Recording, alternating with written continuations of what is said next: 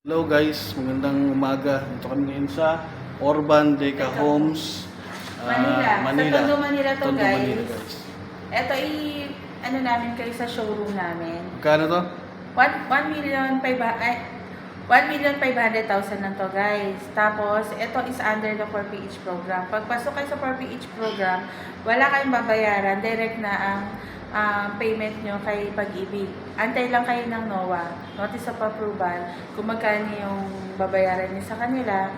Ayun nga, guys. Direct process tayo kay Pag-ibig. Okay guys, ikutin natin yung unit guys. Tara, Hello guys, ito yung unit natin guys. Pasukin natin guys. Yan. Ito yung dress up niya guys. Pwede nyo kopyahin to guys ha. Pwede nyo gayahin. Ito yung CR niya. Yung bathroom. Yan. Ito yung pinaka-model unit natin. Ito ang model unit natin ito ha. Pinaka-model Pero unit. ang i-turn over sa kanila is bare type ha. Bare type, fully finish. Fully furnished na siya. Yan. Basic finish. Yan siya guys. Pwede siyang 1 bedroom. Pwede mo rin gawin siyang 2 bedrooms guys.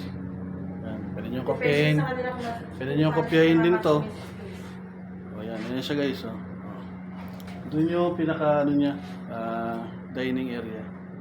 Ayan, oh. Pwede dining dito. Tapos dito yung living area. Yan, oh.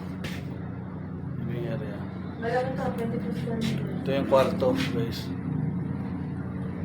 Ilang ano sukat ito? 22 square meter. 22 square meter. Yes, Ayan. Bagay, ganda. Ito yung kopyahin niyan guys. Gayahin niya. Message lang kayo ba? Tapos, yun naman si CR guys, oh. Diba? Ito yung gayahin Kung niya. kailangan mo complete complete documents.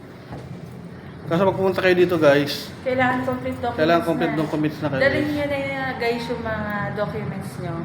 Kasi hindi sila nag-accept ng incomplete documents. Kaya dapat complete documents para maisama kayo sa listing or coding nila. Ayun guys. PM lang kayo guys pag may mga tanong. Iwan na lang namin number dyan guys ha. Dito mismo. Okay guys. Thank you, Salamat. guys. Thank you. See And you. ingat. God See you bless. soon.